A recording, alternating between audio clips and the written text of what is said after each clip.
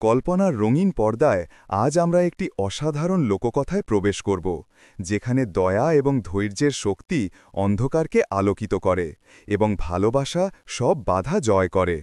এই গল্পটি সমুদ্রের গভীর রহস্য, জঙ্গলের জাদুকরী প্রাণী এবং একটি নির্ভীক মেয়ের সাহসিকতার মিশেলে দরা। বাংলা ভাষার মধুর ছন্দে লেখা এই কাহিনী আমাদের মনে করিয়ে দেয় যে জীবনের কষ্টের মাঝেও সত্যিকারের উপকার ফিরে আসে অপ্রত্যাশিত উপহার হয়ে। চলুন আয়েশার এই মনোমুগ্ধকর অভিযানে ডুব দেই, যেখানে প্রত্যেক বাক্য আপনাকে আরও গভীরে টেনে নেবে। গল্পটি এমন যে একজন জেলের একটি অপূর্ব সুন্দরী কন্যা ছিল। তার মা চিরবিদায় নিয়েছিল, তাই তার বাবা আরেকটি মহিলাকে বিবাহ করেছিল, যে ছিল অত্যন্ত দুষ্টু এবং ঘৃণাপূর্ণ। তার পূর্ব স্বামীর থেকে তার একটি অসুন্দর এবং নির্বোধ কন্যা ছিল। একদিন সেই লোকটি বাড়িতে অসংখ্য মাছের সমৃদ্ধ ধরা নিয়ে ফিরল এবং তার স্ত্রী আয়েশাকে নির্দেশ দিল যেন সে মাছগুলোকে সাবধানে পরিষ্কার করে, আঁশ অপসারণ করে এবং সুস্বাদু করে রান্না করে তাদের পরিবেশন করে। যখন সে তার কাজে সম্পূর্ণ মগ্ন ছিল এবং তার স্বভাবসুলভ মধুর গান গাইছিল, তখন সে একটি ক্ষীণ এবং রহস্যময় শব্দ শুনতে পেল। সে বিস্মিত হয়ে উঠল এবং চারিদিকে দৃষ্টি নিক্ষেপ করল, কিন্তু কোনো প্রাণীকে দেখতে পেল না। সে মনে মনে বলল, সম্ভবত এটা খাবারের সন্ধানে ঘুরে বেড়ানো বিড়ালের কোনো আওয়াজ ছিল। কিন্তু সেই শব্দটি পুনরায় শোনা গেল এবং এবার এটা আরও সুস্পষ্ট এবং স্পষ্ট হয়ে উঠল। যখন সে তার সামনের দিকে তাকালো, তখন সে একটি বিচিত্র আকৃতির মাছকে দেখল, যা তার সাথে কথা বলছে এবং তাকে সম্বোধন করে বলছে, তুমি একটি অত্যন্ত সদয় এবং দানশীলা মেয়ে এবং আমি মাছের রাজার প্রিয় কন্যা। তিনি আমাকে গভীর জলের নিরাপদ সীমানা ছেড়ে না যাওয়ার সতর্কবাণী দিয়েছিলেন, কিন্তু আমি তার উপদেশ অগ্রাহ্য করে উপরের জগতে উঠে এসেছি। আমি সতেজ হাওয়া এবং পাখিদের মিষ্টি স্বরে মুগ্ধ হয়েছি। আমি সাঁতরে সাঁতরে এগিয়ে গিয়েছি যতক্ষণ না আমি আমার সঙ্গীদের সাথে জালে আটকা পড়েছি। আমি তোমার কাছে প্রার্থনা করছি যেন তুমি আমাকে মুক্ত করে দাও, কারণ আমার পিতা নিশ্চয়ই আমার অন্বেষণে ব্যস্ত এবং আমার অনুপস্থিতিতে গভীর দুঃখে মগ্ন। সে তাকে আরও বলল, যখন উত্তর দিক থেকে বাতাস প্রবাহিত হবে তখন আমাকে সমুদ্রের জলে নিক্ষেপ করো, কারণ এই বাতাস আমাকে আমাদের রাজ্যে নিরাপদে পৌঁছে দেবে এবং আমি তোমার এই অনুগ্রহের প্রতিদান দেব। আয়েশা তার স্বপ্নোত্থিত অবস্থা থেকে সজাগ হয়ে উঠল এবং ভাবতে লাগল যে কিভাবে একটি মাছ মানুষের ভাষায় কথা বলতে পারে। এটা সত্যিই অবিশ্বাস্য, আল্লাহর কসম দিয়ে বলছি। মাছটি তাকে ব্যাখ্যা করল যে সমুদ্র তার নিজস্ব গোপনীয়তায় ভরপুর এবং পৃথিবীর প্রত্যেক জীবের সমুদ্রে একটি সমান্তরাল অস্তিত্ব রয়েছে। আয়েশা তার কাজ অসমাপ্ত রেখে মাছটিকে পানিপূর্ণ একটি পাত্রে স্থানান্তর করল এবং সমুদ্রের দিকে যাত্রা করল। যখন উত্তরের বাতাস প্রবলভাবে বইতে শুরু করল, মাছটি একটি ক্ষুদ্র শামুক বের করে দিল এবং বলল, যদি তোমার কোনো প্রয়োজন দেখা দেয় তাহলে এটিকে বাতাসের দিকে ঝুলিয়ে রাখো, এর থেকে মনোহর সঙ্গীত প্রবাহিত হবে এবং আমি অবিলম্বে তোমার সান্নিধ্যে উপস্থিত হব। মেয়েটি মাছটিকে সমুদ্রের ঢেউয়ে ছেড়ে দিল এবং তারপর দ্রুতগতিতে বাড়ির পথে ছুটল তার অসমাপ্ত কাজ সম্পূর্ণ করার জন্য। সে তার সৎময়ের দৃষ্টি আকর্ষণ করার ভয়ে কাঁপছিল। কিন্তু যখন মেয়েটি সমুদ্রের তীরে অবস্থান করছিল, তখন সেই মহিলা এসে তাকে অনুপস্থিত দেখে রাগান্বিত হল। সে আয়েশাকে তীব্র ঘৃণা করত এবং তার থেকে প্রতিশোধ নেওয়ার পরিকল্পনা করল, তার বাবার কাছে নালিশ করে যেন তাকে প্রহার করে এবং কারাবদ্ধ করে। মেয়েটি বাড়িতে প্রবেশ করে একটি সুতো নিল, শামুকটিকে তার সাথে বেঁধে তার গলায় ঝুলিয়ে রাখল এবং কাজে মনোনিবেশ করল। তার বাবা ফিরে এলো এবং তার মুখভাব রাগী মনে হচ্ছিল, কিন্তু যখন সে তাকে অক্লান্ত পরিশ্রম করতে দেখল তখন তার মন শান্ত হয়ে গেল এবং তাকে বলল, শীঘ্র করো, না হলে আমাদের খাবারের সময় বিলম্ব হয়ে যাবে। আমাদের জন্য জবের রুটি গুঁড়িয়ে তৈরি করতে ভুলো না যেন। তার সৎমা গোপনে রান্নাঘরে প্রবেশ করে খাবার এবং রুটিতে অতিরিক্ত লবণ মিশিয়ে দিল। যখন তার বাবা খাওয়া সমাপ্ত করল, তখন সে আয়েশার প্রতি ক্রুদ্ধ হয়ে উঠল এবং তাকে অসতর্কতার দোষারোপ করল। সে পাত্রটিকে উল্টে ফেলে দিল এবং রুটিগুলোকে মেঝেতে ছুঁড়ে মারল। সে তাকে বলল, আমার জন্য জগটি নিয়ে এসো, আমি তৃষ্ণায় কাতর হয়ে উঠেছি। কিন্তু সে জগটিকে খালি অবস্থায় পেল। তার সৎমা তাকে বলল, কূপ থেকে বালতি ভরে নিয়ে এসো এবং একাকী বয়ে নিয়ে এসো এটাকে তোমার শাস্তি হিসেবে।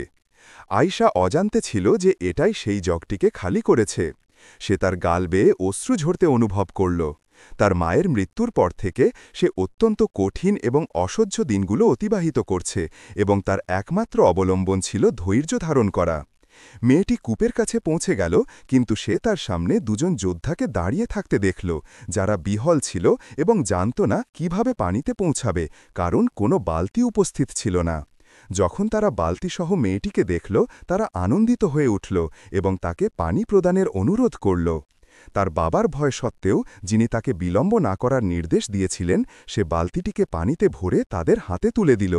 সে বলল, এই নাও তোমরা, এবং তারা পান করল এবং তাদের সাথে থাকা পানির থলে পূর্ণ করল। যখন তারা বিদায় নেওয়ার প্রস্তুতি নিল, তারা মেয়েটিকে শুভাশীর্বাদ করল। প্রথম যোদ্ধা বলল, আল্লাহর কৃপায় যখনই তুমি হাসবে তোমার মুখ থেকে সোনার কণা ছড়িয়ে পড়বে, এবং যখনই তুমি কাঁদবে তখন বৃষ্টির ফোঁটা ঝরবে। দ্বিতীয় যোদ্ধা বলল, আল্লাহর কৃপায় যেখানেই তুমি পদক্ষেপ করবে রেশম তোমার পিছু পিছু টেনে যাবে এবং তুমি এটি দিয়ে নিজেকে আবৃত করতে পারবে। আয়শা এই মঙ্গল কামনায় উল্লসিত হয়ে উঠল এবং আশায় ভরপুর হল। যখন সে বাড়ির পথে যাত্রা করল, তখন সে অত্যধিক ক্লান্তি অনুভব করল এবং তার হাতগুলো যন্ত্রণায় ভরে উঠল, কারণ সে ভারী বালতি টেনে নিয়ে যাচ্ছিল। কিন্তু পথের মধ্যভাগে সে একটি কণ্ঠস্বর শুনল, যা তাকে আহ্বান করছে, আয়শা, আমাকে পানি দাও যেন আমি পান করতে পারি। যখন সে চারপাশে নজর ফেরাল, তখন সে কাউকে দেখতে পেল না, কিন্তু সেই কণ্ঠস্বর পুনরায় শোনা গেল, যা বলছে, এটা আমি, আয়শা, কমলা গাছটি। মেয়েটি তাকিয়ে দেখল এবং আয়শা তার প্রতি গভীর করুণা অনুভব করল, তাই সে তার মাথা স্নেহ করে এবং তাকে পানি প্রদান করল, যতক্ষণ না সে পরিতৃপ্ত হয়ে উঠল এবং তার মধ্যে নতুন প্রাণের সঞ্চার হল। বালতিতে মাত্র সামান্য পানি অবশিষ্ট ছিল, তাই এই অভাগী মেয়েটি কূপে ফিরে গেল, তার পা টেনে টেনে চলতে চলতে, এবং বালতিটিকে পুনরায় পূর্ণ করল। সে সচেতন ছিল যে সে অত্যধিক বিলম্ব করেছে এবং তার পায়ের যন্ত্রণা সত্ত্বেও তাকে দ্রুত গতিতে এগোতে হবে ফিরতি পথে। সে মনে মনে বলল, আজ আমার পিতা আমাকে প্রহার করবেন এবং সম্ভবত আমাকে অন্ধকার গলিপথে বন্দি করে রাখবেন, কিন্তু আমার জন্য এতে কোনো ক্ষতি নেই, কারণ আমি সদাচরণ করেছি এবং আমার মা সর্বদা আমাকে এমনটি করার উপদেশ দিতেন। কমলা গাছটি কথা বলে উঠল এবং বলল, ধন্যবাদ তোমাকে আয়শা। আমার সুবাস পুনরায় ফিরে এসেছে এবং আল্লাহর অনুগ্রহে তোমার কাছে বন্যফুলের মনোরম গন্ধ থাকবে। কিছুক্ষণ পরে সে বিড়ালটিকে তার জন্য প্রার্থনা করতে শুনল এবং এটি বলছে, আমার চোখের জ্যোতি ফিরে এসেছে এবং আল্লাহর কৃপায় আমি তোমার জন্য অন্ধকার রাত্রিগুলোকে উজ্জ্বল করে তুলব। সে এটা আনন্দিত হয়ে উঠল। এই মধুর বাক্যগুলোর সাথে আয়শা তার ক্লান্তি এবং বিষণ্ণতাকে বিস্মৃত করে বাড়ির পথে অগ্রসর হল। যখন আয়শা বাড়িতে প্রবেশ করল, তার পিতা তাকে জিজ্ঞাসা করলেন, তুমি কেন এত বিলম্ব করলে? তোমার জন্য কি আমার খাবার নষ্ট করা যথেষ্ট ছিল না? এখন তুমি আমাকে পানিহীন অবস্থায় রেখে দিচ্ছ? সে তাকে বিস্তারিত বলল পথে কি ঘটনা ঘটেছে। তিনি চিৎকার করে বললেন, যোদ্ধা এবং গাছপালার সাথে তোমার কি সম্পর্ক? আমরা দেখব যদি কেউ তোমাকে সহায়তা করে যখন তুমি 3 দিন অন্ধকার গলিপথে অতিবাহিত করবে। এখন পুরাতন পোশাক পরিধান করো এবং তোমার কান থেকে সোনার অলঙ্কার খুলে ফেলো, কারণ তুমি এসবের যোগ্য নও। মেয়েটি তার পিতার এই প্রচণ্ড রাগে বিস্মিত হয়ে গেল এবং বুঝতে পারল যে তার দুষ্ট স্ত্রী তার বিরুদ্ধে কুমন্ত্রণা দিয়েছে। তাই সে অশ্রু বিসর্জন করতে শুরু করল, কিন্তু তার পিতার হৃদয় নির্মম হয়ে উঠেছিল এবং তার প্রতি কোনো দয়া প্রকাশ করলেন না। কয়েক মিনিটের মধ্যে আয়েশা একটি দরিদ্র ভিক্ষুকের মতো রূপ ধারণ করল, যার পোশাক ছিন্ন ভিন্ন এবং জুতো ছিদ্রযুক্ত। তার পিতা তাকে গলিপথে ধাক্কা দিয়ে প্রবেশ করালেন এবং পিছনের দরজা চাবি দিয়ে আটকে দিলেন। আয়শা ভয়ে কাঁপতে লাগল, কারণ সেই স্থানটি ছিল আর্দ্র এবং গাঢ় অন্ধকারে আচ্ছন্ন। তাই সে একটি কোণে নিজেকে সংকুচিত করে রাখল এবং অশ্রু ঝরাতে শুরু করল, যা প্রচুর পরিমাণে মাটিতে পতিত হতে লাগল। সে বলল, হে আল্লাহ, আমি কোনো অপরাধ করেছি যে প্রত্যেক দিন এই দুর্দশাপূর্ণ জীবন ভোগ করছি? চিৎকার করে তার পিতাকে শাস্তি দিয়ে বিড়ালটি সম্পূর্ণরূপে পরিবর্তিত হয়ে গিয়েছিল এবং সে তাকে আর চিনতে পারছিল না। সে ছিল সুখী এবং লালিত পালিত, কিন্তু তার মায়ের মৃত্যুর পর থেকে সবকিছু অবসান ঘটেছে। যখন তার পিতার স্ত্রী তার অসাধারণ সৌন্দর্য এবং সূচিকর্ম ও সেলাইয়ের অসাধারণ দক্ষতা দেখল, তখন সে ঈর্ষান্বিত এবং হিংসাপরায়ণ হয়ে উঠল এবং তাকে অপমানিত করার প্রচেষ্টা করল। তাকে সমস্ত গৃহকর্মের ভার চাপিয়ে দিয়ে যেন সে রেশমে সেই মনোহর নকশাগুলো তৈরি করা বন্ধ করে এবং পোশাক সেলাই করা ছেড়ে দেয়। একটি দীর্ঘকাল অতিবাহিত হয়েছে যাতে সে তার হাতে কোনো সুই বা কাপড়ের টুকরো স্পর্শ করেনি। যখন সে তার চিন্তাধারায় নিমগ্ন ছিল তখন সে অন্ধকারে দুটি চোখ উজ্জ্বল হয়ে উঠতে দেখল। তাই সে সংকুচিত হয়ে পড়ল এবং ভয়ে চিৎকার করতে উদ্যত হল। কিন্তু সে একটি স্বর শুনল যা বলছে, আমি সেই বিড়াল যাকে তুমি জঙ্গলে উদ্ধার করেছ, এবং আমি তোমার এই অন্ধকারকে আলোকিত করতে এসেছি যেমনটি আমি তোমাকে প্রতিশ্রুতি দিয়েছিলাম। বিড়ালটি তার নিকটবর্তী হল এবং তার কোলে বসে পড়ল। হঠাৎ করে তার চোখের উজ্জ্বলতা বৃদ্ধি পেল যতক্ষণ না এগুলো একটি প্রদীপের মতো হয়ে উঠল। আয়শা চারিদিকে দৃষ্টিপাত করল। এটা ছিল প্রথমবার যে সে গলিপথের অভ্যন্তরীণ অংশগুলো দেখতে পেল। এটা ছিল অত্যন্ত প্রাচীন, শতাব্দীর পর শতাব্দী পুরানো, এবং কেউই এর ভিতরে কি রয়েছে তা অনুসন্ধান করার চেষ্টা করেনি। বিড়ালটি বলল, আমার পিছু পিছু এসো, আমি তোমাকে একটি বিস্ময়কর জিনিস দেখাব। আয়শা গলিপথের বিশালতায় মুগ্ধ হয়ে গেল এবং তার সব উদ্বেগ বিস্তৃত করে বিড়ালের অনুসরণ করল। সে দেয়ালে অলঙ্কৃত নকশা এবং মনোহর মূর্তিগুলো দেখতে পেল। হঠাৎ করে সে সেই যোদ্ধাদের একজনকে দেখল যাকে সে কূপে পানি পান করিয়েছে। তিনি তাকে একটি বাক্স প্রদান করলেন এবং বললেন, আমি আমার প্রতিশ্রুতি পালন করেছি যে তুমি সবচেয়ে সূক্ষ্ম রেশম দিয়ে আবৃত থাকবে। যখন সে বাক্সটি উন্মোচন করল তখন সে একটি রূপার দর্পণ, হাতির দাঁতের চিরুনি এবং 5টি রেশমি পোশাক পেল। সে মনে মনে বলল, এটা সত্যিই অবিশ্বাস্য। সে সেগুলোর মধ্যে একটি নির্বাচন করল, তারপর তার পুরাতন পোশাক খুলে নতুনটি পরিধান করল। সে তার চুল আঁচড়িয়ে নিল, তারপর দর্পণে নিজেকে দেখে বিড়ালের প্রতি হাসল এবং বলল, আমি আর নিজেকে চিনতে পারছি না। বিড়ালটি উত্তর দিল, চলো আমরা পথ চালিয়ে যাই। কিছুক্ষণ পরে সে দ্বিতীয় যোদ্ধাকে দেখল, যিনি তাকে একটি বাক্স দিলেন যাতে চকচকে চামড়ার জুতো এবং অলংকার ছিল। সে ছিদ্রযুক্ত জুতোগুলো ত্যাগ করে নতুনগুলো পরল। সে যে হার এবং আংটিগুলো তার পছন্দ হল সেগুলো নির্বাচন করল, নিজেকে সেগুলো দিয়ে সজ্জিত করল এবং পথ অব্যাহত রাখল। সে অত্যধিক বিস্মিত হয়ে উঠল। তারপর সে একটি কমলা গাছের সাথে সাক্ষাৎ করল যা তাকে কাজল, সুগন্ধি এবং একটি ঝুড়ি শস্য প্রদান করল। এটি বলল, আমি আমার প্রতিশ্রুতি পূরণ করেছি। জেনে রাখো যে আমরা তোমার কাছে এসেছি তোমার আমাদের প্রতি প্রদর্শিত দয়ার প্রতিদান হিসাবে। একজন মানুষ যা বপন করে তাই কাটে, যে সদাচরণ করে সে সৎফল লাভ করে। এই গলিপথটি অতীতে ছিল জিনদের সবচেয়ে মহান রাজ্য, তাই তারা পৃথিবীকে দূষিত করে তুলেছিল যতক্ষণ না সেই দিন উপস্থিত হল যখন আল্লাহ তাদের শাস্তি প্রদান করলেন, এবং আমাদের জাতির মধ্যে কেউ অবশিষ্ট রইল না কিন্তু আমরা, এবং কেউ আমাদের দর্শন করেনি কিন্তু সদয় ব্যক্তিরা। তাই আয়শা দিনের অবশিষ্ট সময় জিনদের রাজ্যের ধ্বংসাবশেষে বিচারণ করল এবং পাথরের স্তম্ভগুলোতে খোদাইকৃত নকশাগুলোর প্রশংসা করল। সে বলল, যখন শাহরতাজ এমনটি রেশামে উন্মোচন করল, তারপর সে একটি ঘরে প্রবেশ করে নিদ্রায় মগ্ন হল। সকালবেলায় সে একটি থালা দেখল যাতে তার সমস্ত কাঙ্ক্ষিত খাবার রয়েছে, তাই সে খেল যতক্ষণ না সে পরিতৃপ্ত হল। যখন তৃতীয় দিনের সন্ধ্যা উপস্থিত হল, সে গলিপথের দরজার নিকটে বসে কারো আগমনের প্রতীক্ষা করল যেন তাকে মুক্ত করে। কয়েক মুহূর্ত পরে সে তার পিতার স্ত্রীর পদশব্দ শুনল। সে তার হাতে একটি থালা বহন করছিল যাতে গতকালের অবশিষ্ট মাছ এবং রুটি ছিল। যখন সে দরজা উন্মোচন করল এবং আয়শাকে সর্বোত্তম রূপে দেখল, রেশম এবং সোনায় সজ্জিত, থালাটি তার হাত থেকে পতিত হল এবং সে তার দৃষ্টিকে বিশ্বাস করতে পারল না। সে বলল, তুমি কি সত্যিই আয়শা, জেলের কন্যা? সে উত্তর দিল, হ্যাঁ, আমিই সে। মহিলাটি তার স্বামীকে আহ্বান করল এবং বলল, এসো এবং তোমার কন্যাকে দেখো, আমি জানতে চাই কে তাকে এই সমস্ত সম্পদ প্রদান করেছে। তিনি বিস্ময়ে উত্তর দিলেন, তুমি কি বলছ হে মহিলা? এবং যখন তিনি গলিপথে নেমে এলেন তখন তার মুখ বিস্ময়ে হাঁ হয়ে গেল। কিন্তু আয়শা বলল যে এরা জঙ্গলের জাদুকরী প্রাণী হে পিতা, তারা আমার কাছে এসেছে, আমি তাদের প্রতি যে সদয়তা প্রদর্শন করেছি তার প্রতিদান হিসেবে। কিন্তু জেলেটি তার কাহিনীতে আগ্রহী ছিলেন না। তিনি সোনা এবং রূপার বাক্সের দিকে দৃষ্টি নিবদ্ধ রেখেছিলেন এবং বললেন, আমি একটি বিশাল নৌকা ক্রয় করব এবং আমরা মাছ ধরা থেকে প্রচুর লাভবান হব। ভালো করেছ তুমি আয়শা, তুমি তোমার পিতা এবং পরিবারকে গ্রামের প্রতিষ্ঠিত ব্যক্তিদের মধ্যে উন্নীত করবে। তারপর তিনি তাকে আলিঙ্গন করলেন এবং চুম্বন করলেন এবং প্রতিশ্রুতি দিলেন যে ভবিষ্যতে কেউ তার প্রতি দুর্ব্যবহার করবে না। আয়শার জীবনযাত্রা উন্নত হল এবং তার গৃহকর্মের পরিমাণ হ্রাস পেল, কারণ তার পিতা তার স্ত্রীর কন্যাকে কাজে লাগাতে এবং অলসতা ত্যাগ করতে বাধ্য করলেন।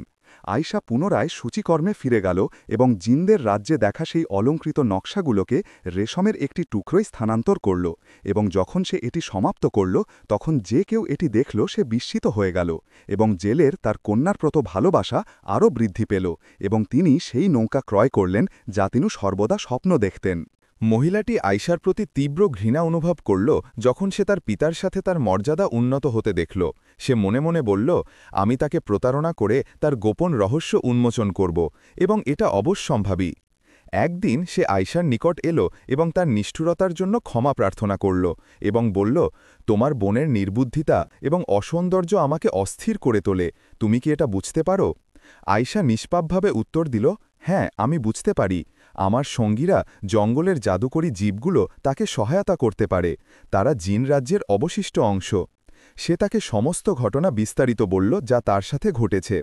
মহিলাটি হেসে উঠল এবং বলল, আমার কন্যা তোমার চেয়ে আরও অধিক সুন্দর এবং সোনালী হয়ে উঠবে। তোমার জন্য তুমি দেখবে আমি তোমার সাথে কি করব, হে অভিশপ্ত নারী। আয়শা তার সৎমায়ের এই বাক্যে বিস্মিত হয়ে গেল। সকালে সে তার কন্যাকে একটি বালতি প্রদান করল এবং তাকে কি করতে হবে তা জানিয়ে দিল। সে তাকে তার ক্লান্তিতে ধৈর্য ধারণের উপদেশ দিল এবং দিনের অবসানে সে ধনাঢ্য হয়ে উঠবে এবং জিনরা তাকে একটি মনোহর মুখ প্রদান করবে। কিন্তু সে ছিল কৃপণ স্বভাবের এবং যখন সে কূপে পৌঁছল তখন সে বালতি পূর্ণ করল। যোদ্ধারা তার নিকট এলো এবং পানি প্রার্থনা করল।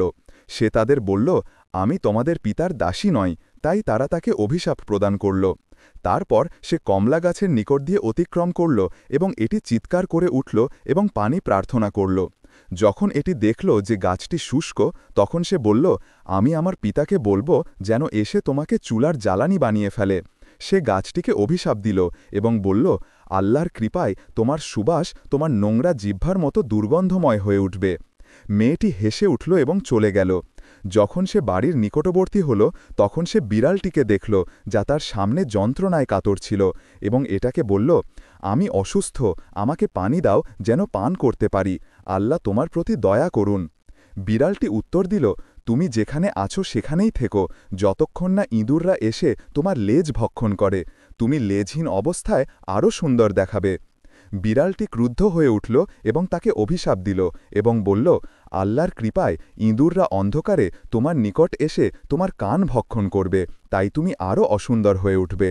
যখন মেয়েটি বাড়িতে প্রত্যাবর্তন করল তার মা তাকে জিজ্ঞাসা করল, তুমি কি আমি যা অনুরোধ করেছি তা সম্পাদন করেছ? সে উত্তর দিল, হ্যাঁ মা।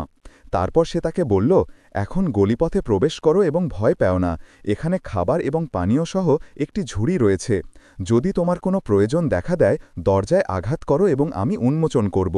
একটি শ্বেত বিড়াল তোমার নিকট আসবে, এটিকে অনুসরণ করো যতক্ষণ না তুমি সোনা এবং রেশমে পৌঁছো।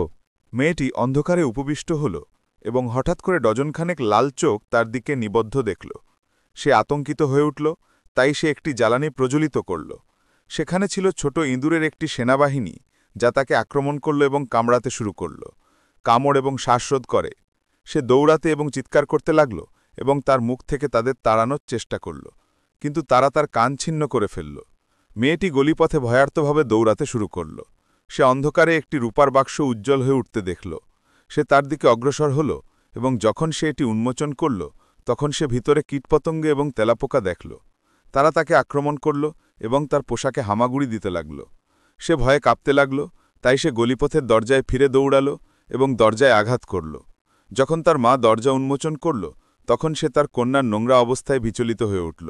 সে তার জন্য একটি স্নানের ব্যবস্থা করল এবং তাকে পরিষ্কার করল, কিন্তু সে অসুন্দর হয়ে উঠল এবং তার মুখ কামড় এবং আঁচড়ে আচ্ছাদিত হয়ে গেল। সৎমা অত্যধিক ক্রুদ্ধ হয়ে উঠল এবং বলল যে আমার কন্যার সাথে যা ঘটেছে সবকিছু আয়শার কুমন্ত্রণার ফলাফল।